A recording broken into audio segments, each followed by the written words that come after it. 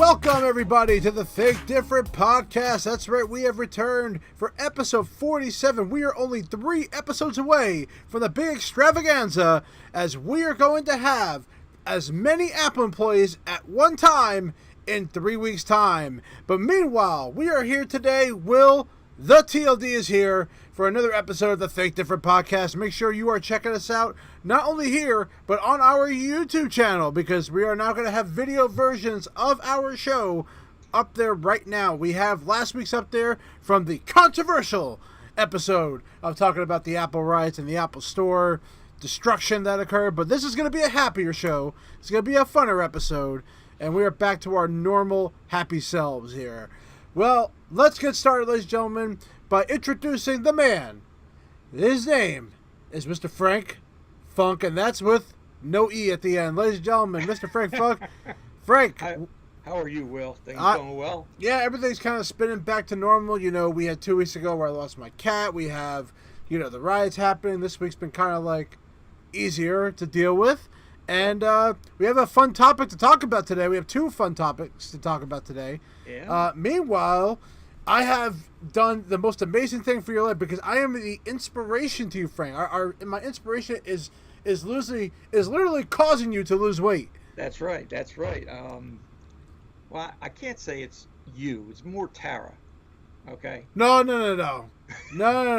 She had a Rice Krispie treat today. Don't even. She's cheating? Oh, she's cheating.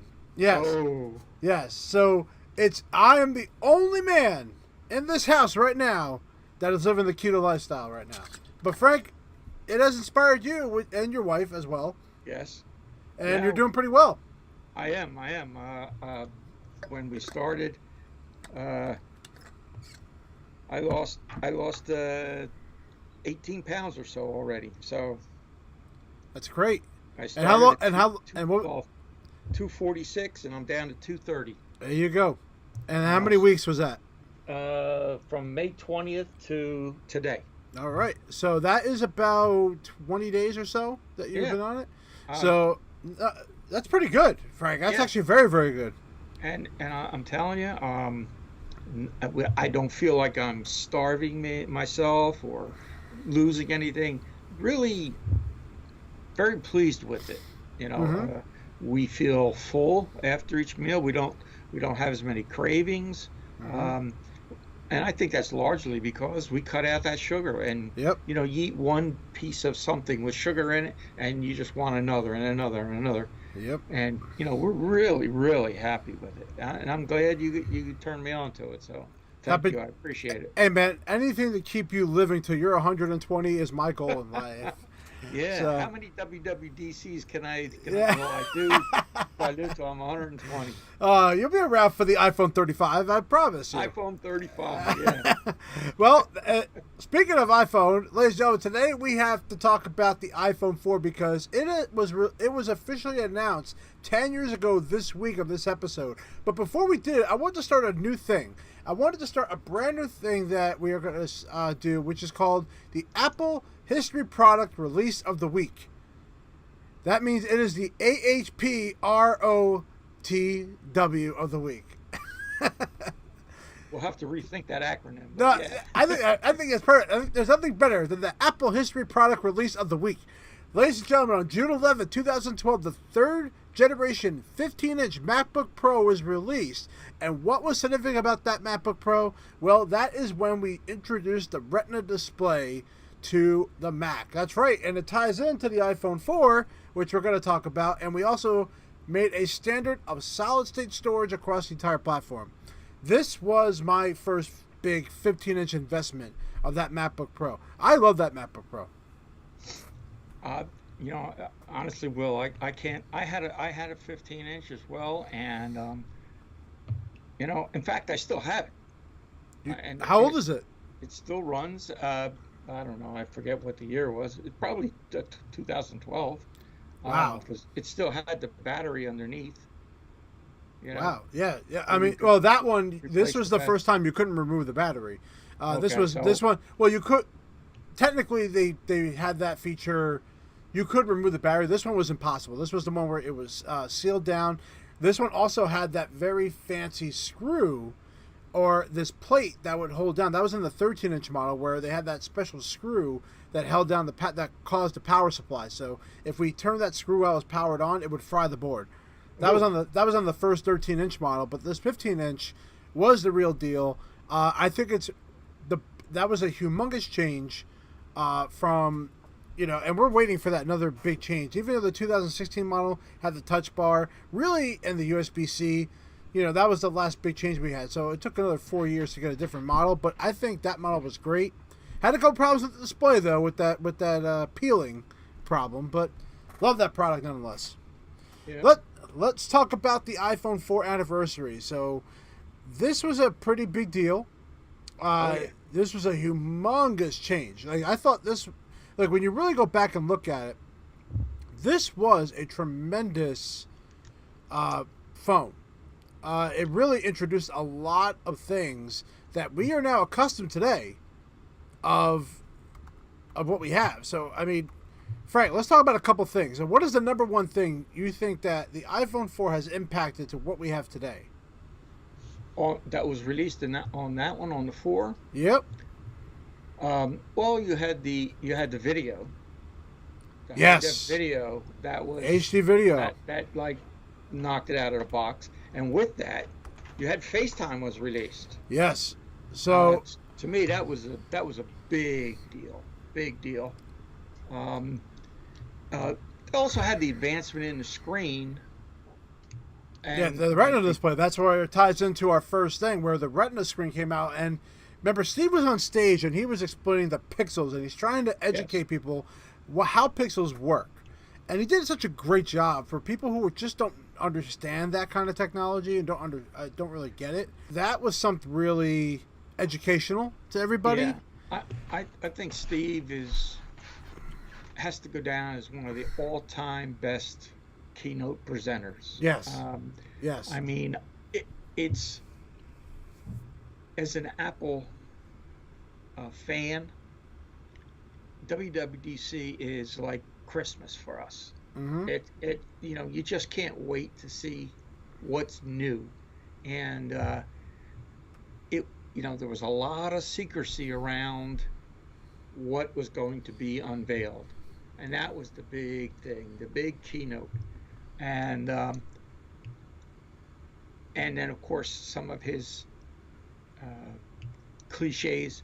One more thing, right? One more thing, right? And he really knew how to draw people in to the product and to show them how beautiful and elegant these devices were. I just really wish that I get it. Tim Cook is not Steve, and he cannot do the same things. But I wish he was presenting some of the stuff on stage. I know he doesn't know it; it's not his forte, but he should at least talk about something. Yeah. But he really doesn't, and that's just because that's just not his field. But I wish he's got to step up, I think, and do something like that. What I'm surprised you didn't talk about was the leak that occurred with the iPhone 4. So now the story is that this was a Apple employee that had a demo iPhone 4 that was left at a bar that someone took, sold the phone, I think, to Gizmodo. Yes. And they published that entire thing of the iPhone 4 being released. So, of course, naturally, Apple had to go after Gizmodo for that because they have something in their hand that doesn't belong to them. Yeah. And the person, I believe, that stole that phone also got in trouble and didn't give it back to Apple. So there was a whole... Did he steal it or did he just find it? He didn't give it back to anybody. So let's just... To me, he stole it. I don't care what... But he was smart. He sold it for Gizmodo. He probably made some money, but I'm sure Apple went after him. I don't know what happened, the ending result of that, but that was the big story. And, of course, during the keynote, Steve had to say something because it was very obvious it was given out. It was out there. He's like, so when he revealed the design, he said some people may have heard of this. Some of you may have seen this, which I'm great that he joked about it. That was... Yes. I wish we had more of that. I really do. But that was pretty. That was before rumor sites were really rampant, where Yes. we would see like examples. We see examples all the time now. I mean, Yeah. honestly, we know what that phone's going to look like before it comes Which, out. which in one respect, I don't like. I know. I Only agree with you. because I'm with only you. because it's like, well, like I said, it's like Christmas. You want to unwrap that gift, right? Mm-hmm. If you already know what you're getting, it kind of defeats the purpose. And Right. I do miss that about that. I But do. it's always interesting because I look at the phone, which I think is misnamed at this juncture. No, you know, the number means nothing anymore. well, not only that. I mean, the iPhone. To me, we've reached a point a long time ago when the phone was probably the least of the apps that you use on that device. Right. Uh, but be that The as it the may, brand is just too big. It's yes, just impossible to change it. yes, Like people thought the iPhone 10 was going to become the Apple phone. That's yeah, when they thought they were going to start changing the name. But they have the Apple Watch. Like they didn't call it the iWatch, right, you know. right, So they implemented Apple, like Apple Music. Like they're changing. They changed iTunes to Apple Music, really. yeah, So they're adapting the change. And then the antenna design was really cool. This was when they had like three antennas. One that was like Bluetooth Wi-Fi, and one was like Bluetooth that was on the outside. We're going to talk about the issues with this phone a little bit later about what that ended up becoming. But the front-facing camera was a big deal. That was awesome that we had like a front-facing video camera. This is where selfies came in, everybody. iPhone 4 introduced the selfie camera. yep. Uh, Who the, doesn't like to take a selfie, right? right. Oh, I love selfies, baby. I love looking at myself as much as possible. Hey, And listen, anytime Disney has to ban selfie sticks, you know it's a big thing, yeah, right? so thanks to the iPhone 4, selfie sticks became a thing, everybody. And then we had the gyroscope, a small feature, but a big one, because that was now, with games especially, Yes. now it can react in the environment based on where you are. And that was a humongous add to the phone. It wasn't just tilt and pan. Now you can move it in 360 motion, and it can react. The whole phone could be turned 360, and it would show you the 360 of it. So I Right. thought that was a bigger deal than most people thought. Well, I think that's one of those things when people look at it like, yeah, I don't know what it does, but I guess it's cool until they actually see an application that utilizes it. If you remember, he showed the Jenga Jumanji. game. Jenga game. Jenga, yeah, that's Yeah, it. Jumanji. No, he wasn't in Jumanji, okay? He did summon an animal through the iPhone, Yeah. okay? Well, augmented reality, maybe you can in this version. Yep, okay. Well, we're getting there. We're at that artificial reality here, that AI coming in. But he would play the game of Jenga, and he showed how Yes. he moved around, and it reacted. So that was cool. The HD video, which you mentioned, but also specifically iMovie came out Yes. in there, which was great because now you have a video editor on your iPhone. I mean, who would have thought that? This is 2010 that Yep. came out. Yep. Like people You make today, that sound like that was so long ago. it is 10 years ago. Think about that. I mean, now I can edit a full wedding on my freaking iPhone, and I have. And then you mentioned the biggest thing, FaceTime. That was...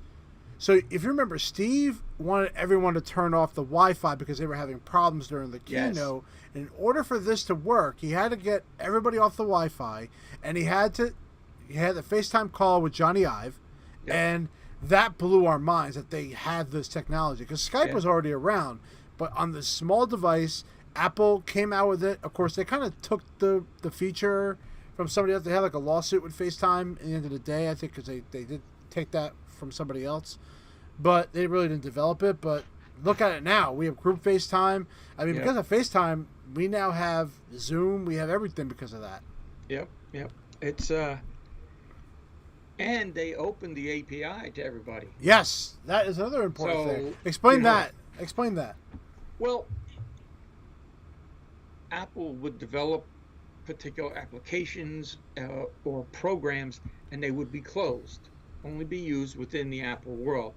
When they opened the API to any vendor or developer, I should say, who was creating something, they could use that API in calls from their program, and they would no longer have to write a whole bunch of code to do a video type conferencing. It was huge, huge. That's a very simplified version of it, but still, that's basically what it means. Yep. You can attach to this piece of code that's already set for you. You don't have to do anything. You just have to make a call to it and an exit from it. Yep.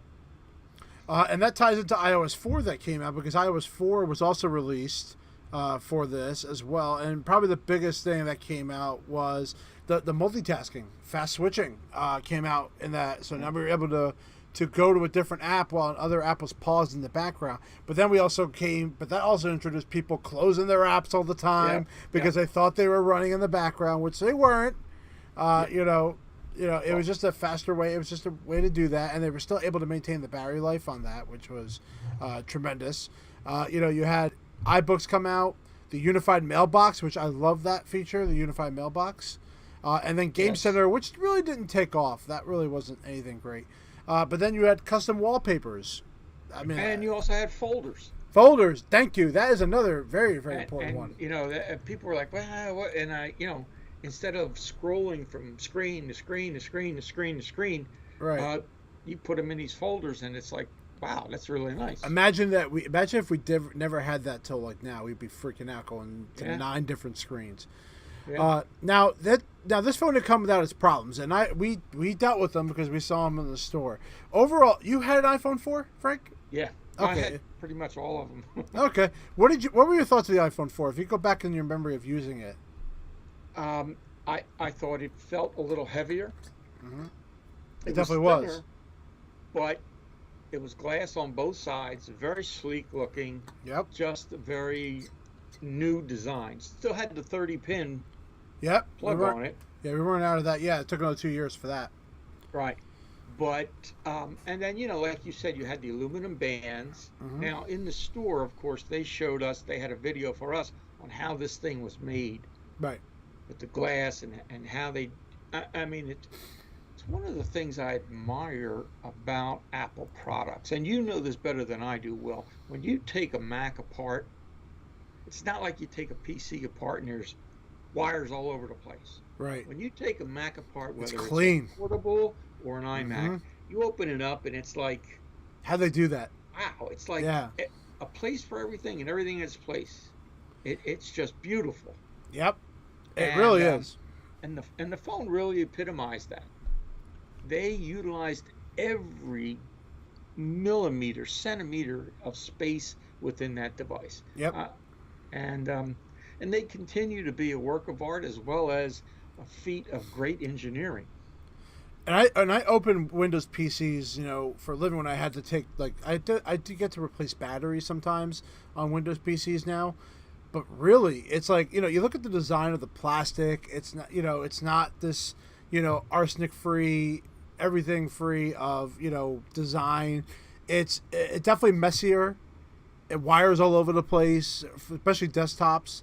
It just doesn't look fun to open and go through. Where a Mac is like, everything is so perfectly clean, and it's a thing that you will not see as a user, but you should really appreciate. But the benefit of that is hold on 1 second. Hold that. My cat's in here. Sorry, everybody. My cat's here. I gotta get him out of here. Uh-oh. No kitties in here. No kitties.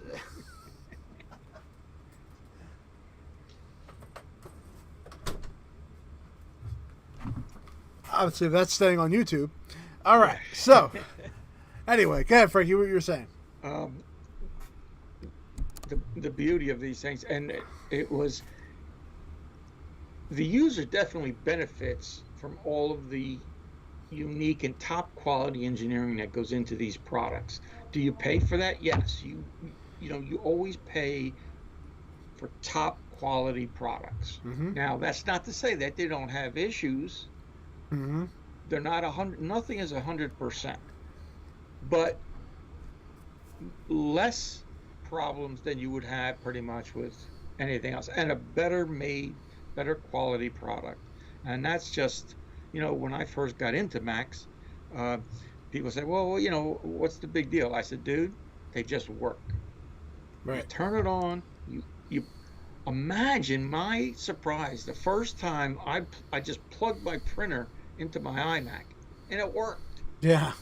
I'm like, I sat there and went, you got to be kidding me. Right. This is the way it should be. This is plug and play. Mm-hmm.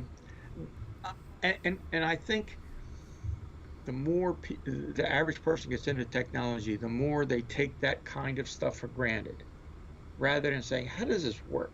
And not that you have to get into the real nuts and bolts of it, but if you have an opportunity to see the inside of a PC and the inside of the Mac, it's like night and day. Yeah, that is true. Now, one of the things about this iPhone 4 design, though, that didn't work out was, well, you couldn't just hold it exactly the way you wanted. And that is because of something called the death grip that came out. Now, we got this complaint a lot. Now, I just started repairing iPhones when the iPhone 3G and 3GS came out. So I was a family room specialist at this time when it was released. And the biggest problem we had to deal with was the fact that someone was holding this phone a certain way, and if you hold it, that was causing signal to completely go down. And this is a flaw. I really don't. Apple made a flaw here, and Apple's solution was, well, we have a bumper case we're selling for $30. Well, why don't we just give that away for free?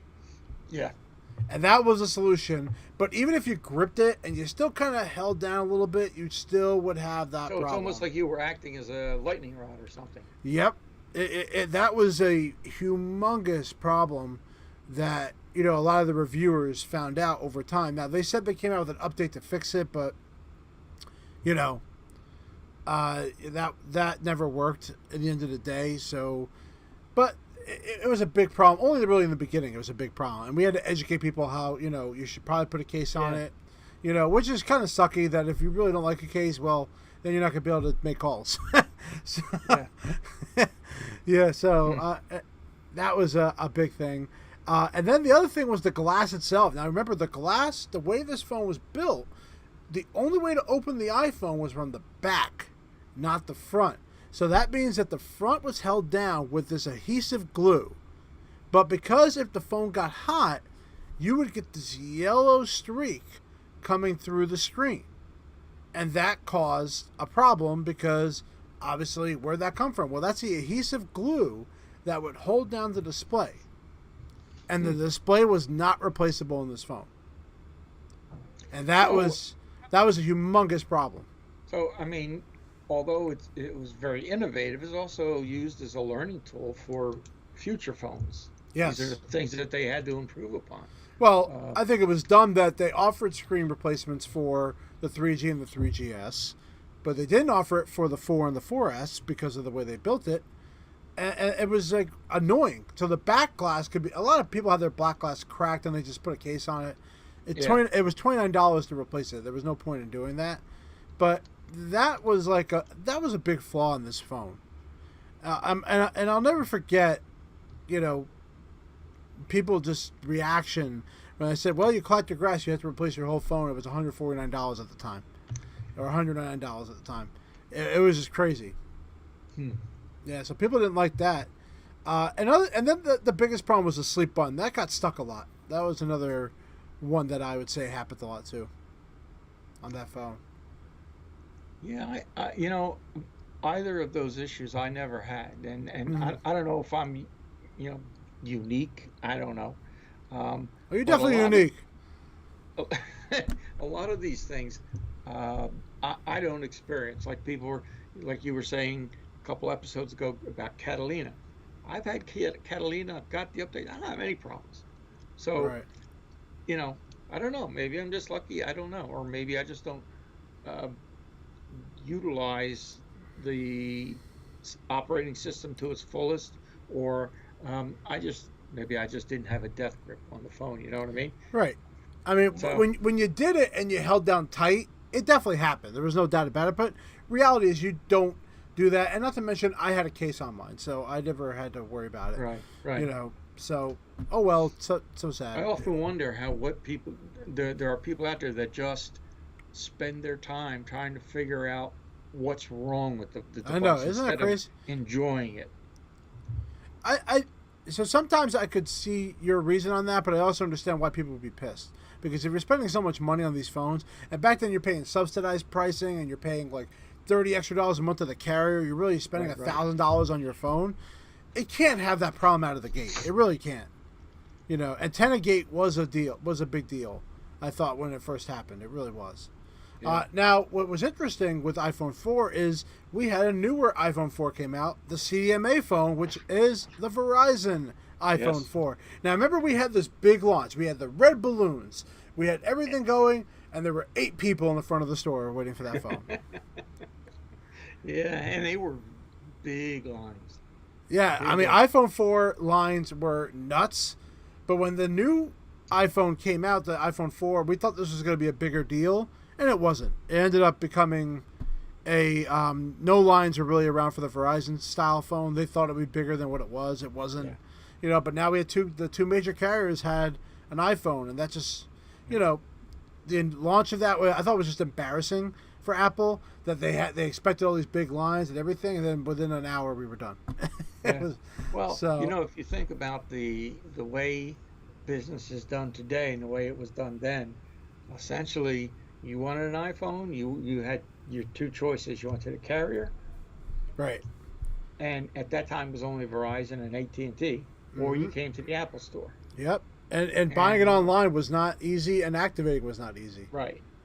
And so during the launch, I remember at Freehold, well, you were there, they had all the phones at the Genius Bar, and you asked them what they wanted, you went back and got it. Yep. And again, it was black, white, 16 or 32. Yep. That was it. That was it. That was it. 4 SKUs. That was it. And I mean, not that was a bad thing, but that portion of the transaction went fast. Where the bottleneck became was in the setup of the phone. Yeah, activation. Yeah, that was always a big deal. We all know the iPhone 3G times when that happened. Oh my God! Yes. Was that the biggest nightmare in Apple store history? Brought the server down how many times? Brought everything down. iTunes and AT&T were both down, and no one could activate a phone, and people were literally there for 4 to 5 hours calling AT&T support. Oh my God. And that's when we started having AT&T physically at the stores now. Yep.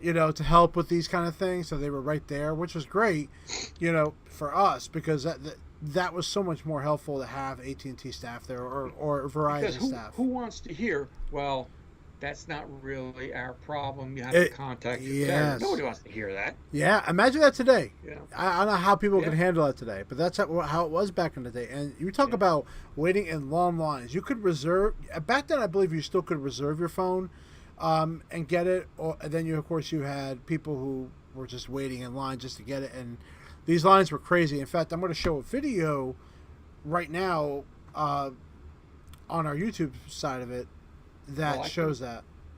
Well, go ahead. I can remember we would, when we were working the lines, we would ask people, okay, what do you want? You want the Verizon? You want AT&T? 16 or 32? What color? And we would give them a little card. ticket. Yeah, a little card. Yeah. And the back of house would constantly keep the inventories up to date. And when you ran out, you ran out. That's it. Yep. And of course, we always had and a little tidbit. Apple does keep a bunch of phones on the side just in case the phone that they open up doesn't work. So they always have, even though we're sold out, do we still have a couple? Yes. And that is because we have to make sure that someone didn't get a phone that broke and they bought it. And then the return process. Talk about that. Like if you had to return something and rebuy it back in the day. Will, I think maybe at this juncture, why don't you explain, you being a genius, you explain to folks that are listening, when you give someone a replacement phone, and I'm sure you always got the question, and I always got the question, well, is that a phone that was returned? Right. So could you explain that process? Because it's not a phone that was returned. Yeah. So in Apple's contract, if you read, and we did this a couple episodes ago, we read the entire terms and conditions. So look back in older episodes, we talk about that. There's something called a like new condition. That was the terminology of that. It's changed over the years, where we went from refurbished we went to what was the other word? What was it? Not refurbished. Something. Just a replacement. Yeah, it was a replacement, but we used a different term. I never said the word refurbished. I always said it's a like new, and like new means that there are parts on the phone or even on the computer that are always new. So an example: display, battery, shell, like the actual shell of the phone are always new on every phone. Internally, there are parts that may have been reused. It could be a vibe motor. It could be the actual logic board itself, the A4 chip, like in this case with the iPhone 4.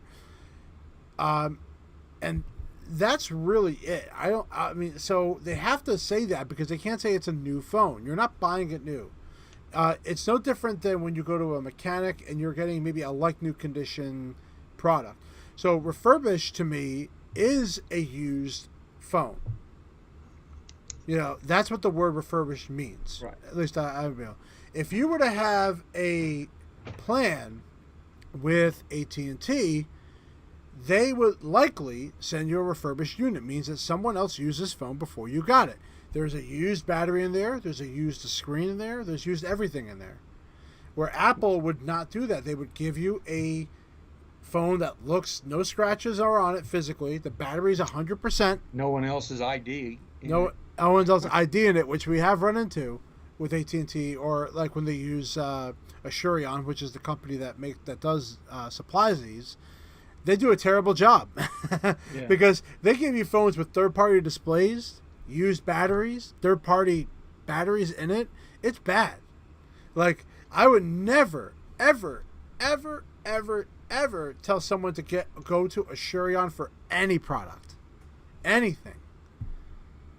Screw them. They hurt the customer's experience. They hurt us from the Genius Bar. So again, Apple will never give you a new phone, but they will always give you a like new condition phone. And I will give you a hint. Phones that are manufactured today, if you were to go into a store and get an iPhone 11 changed out because of an issue, that's likely new. There's no such thing as reused parts yet for that. So it's only phones that are older that are no longer manufactured. So I hope that explains that. Yep. Yeah, I know a lot of people always have that question, and I thought, well, it would be a nice time to bring it up. So, you were going to show the video. Yeah, well, technically I'm going to overlay that, so I already did. Okay, so all right. No, there was no audio to it. It was just overlaid during our talking. So, just so you know that, I'm going to edit that out. But I'm going to leave it in the YouTube video because I'm not editing it out. So, now, I hope Apple doesn't sue me for anything we're talking about, but one man did sue Apple for $1 trillion, which you can see right down below. That's why we have the dollar bill below us. There's a $1 trillion bill right below us, Frank. Yes. So if you look at it, it's pretty amazing. Wow. So let's talk about this. A man has filed a court case against Apple in the U.S. District Court for the Eastern District of Missouri for $1 trillion, which, by the way, Apple just became a $1 trillion company. Let's just mention that. This is your favorite iPhone, too, the iPhone 7. Yeah. Well, his claim is that the iPhone 7, which he had given to Apple for repair, had new features which helped Apple in the creation of iOS 12. So he's saying that my interpretation of that is he jailbroke the phone. I'm assuming he did. Coded some new stuff. Yep. Gave it into Apple for repair. Yep. And Apple said, hey, this stuff's pretty cool. And they used it. Now, I don't know how you... And then he owns patents, by the way, for iOS 12 and iOS 13 because his phone had new features and he should be compensated accordingly.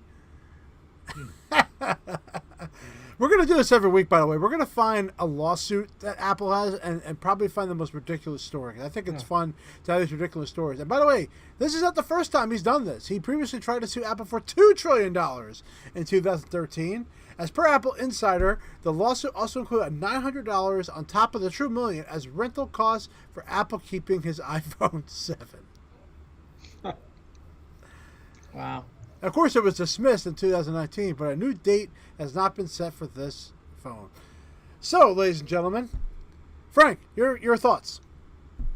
Well, when you're at the top of the food chain, and You deal with you're a idiots like this trillion-dollar guy. company, um, you know, that's the first thing people say. Hey, you got a problem? Sue 'em. Yeah, of And course. Like, you Frank, I'm know, going to sue you for losing weight because you stole my idea. yeah, that's right. That's right. The This thing, Rayvon Terrell Parker is a moron, everybody. So I just want to let you know, if you find his Twitter, just let him know I said that. Maybe he'll sue us.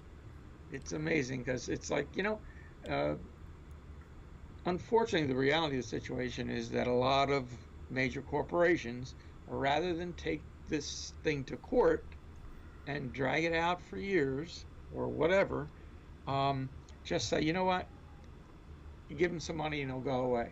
But then in this case, he went away originally, took his money, went away. Now he's back. Yep. You know, so I don't know. To me, I don't know.